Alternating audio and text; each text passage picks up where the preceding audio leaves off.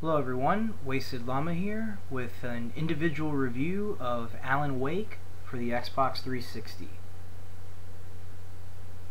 This game came out May 18th, 2010, so in a few days it will be 1 month since its release, and the game is great. In November of 2005, Microsoft launched the Xbox 360. And months prior to doing so at E3, they announced a stellar lineup of games. Among games like Call of Duty 2, Perfect Dark Zero, and Condemned Criminal Origins, Alan Wake was said to launch in time for the console's release.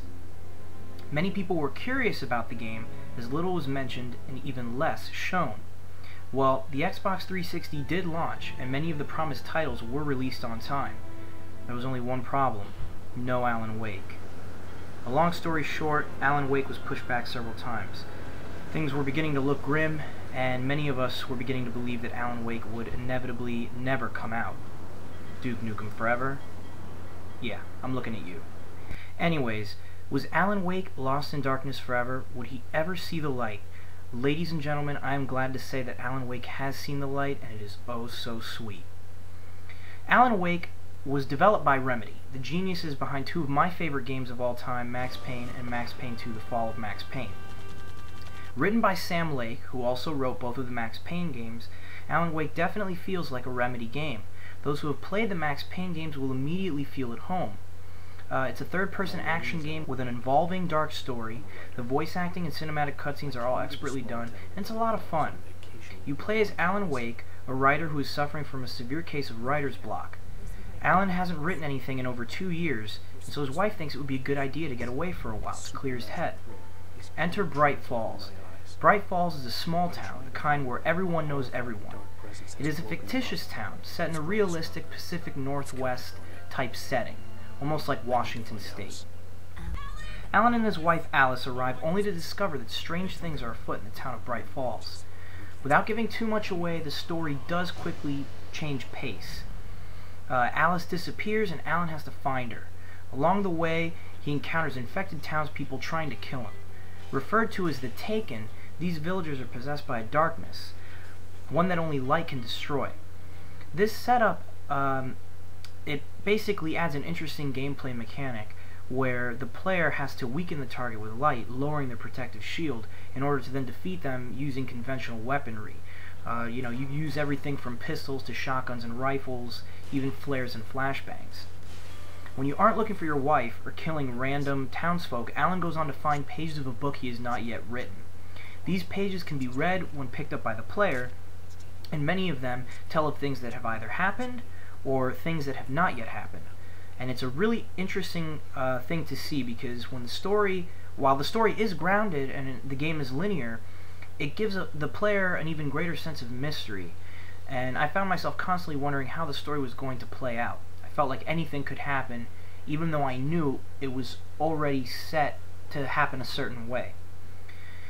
Each mission is what's called an episode. The game developers, they decided to structure it like a television show, almost like Lost, in which players go through a level/episode. Now, these episodes, as you guessed, end with a slight cliffhanger. And then the next level begins with a recap of the previous events. It will say previously on Alan Wake. And the story then continues. Other games have tried this before. Alone in the Dark, which came out in 2008, wasn't a successful game, but the idea was an interesting one. And Remedy, they took a risk here, and that risk paid off. They basically implemented this same system. So in breaking down the story into episodic structuring, they have, in my opinion, effectively created something new. They have blended elements of one media into another, and the result is an engaging story setup that almost forces players to continue in order to suppress an exciting sense of curiosity. You will want to finish this game.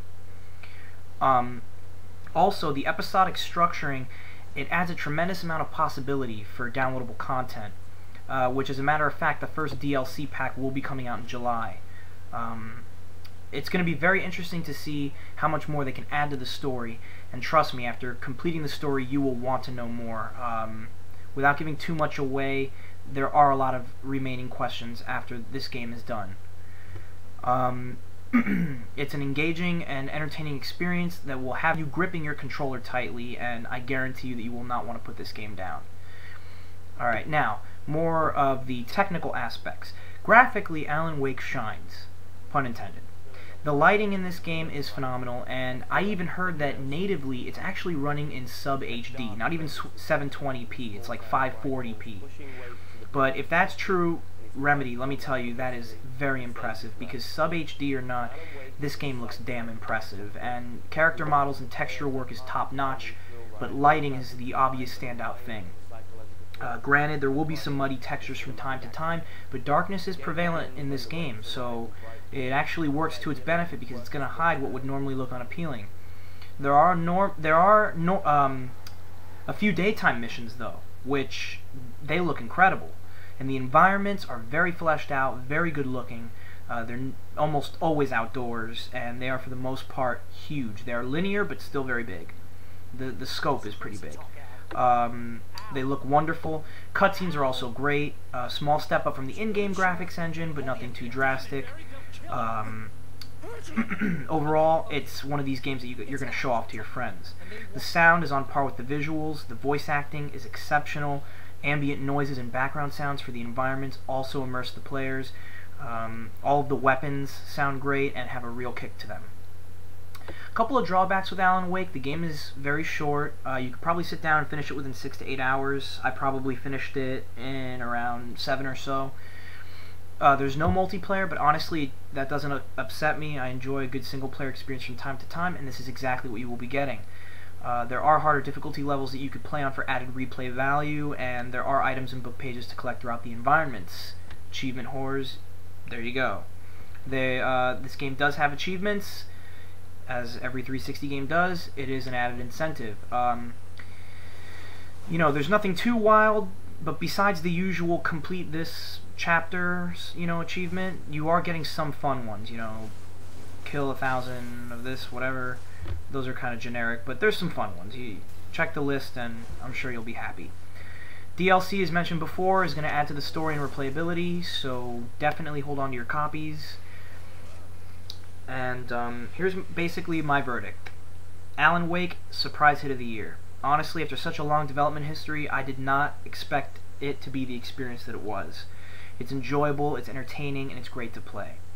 Remedy, I am sorry I doubted you guys.